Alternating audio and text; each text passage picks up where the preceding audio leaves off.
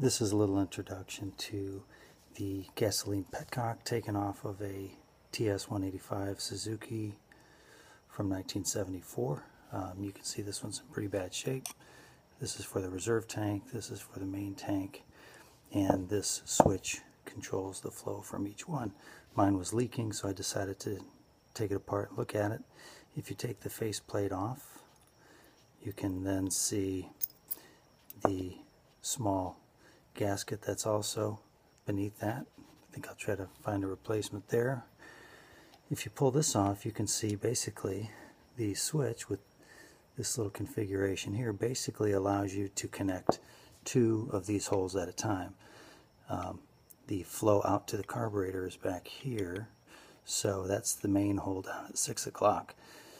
So by connecting these two with this curvilinear switch plate, you connect the main tank to the outflow of the carburetor. By connecting these two, by moving the switch, you connect the 3 o'clock to the 6 o'clock position, or the reserve tank. This gasket's pretty chewed up, and I'm going to replace that as well.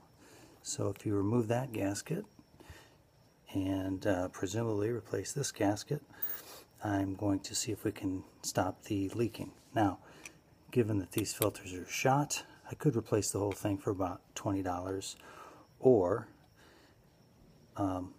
let these things be and just put an inline fuel filter between the petcock and the carburetor, which is the next step.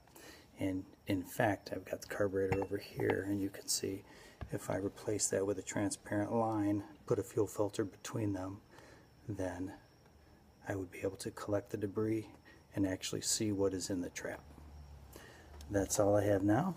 Trying to make the passage of gas from the tank to the carburetor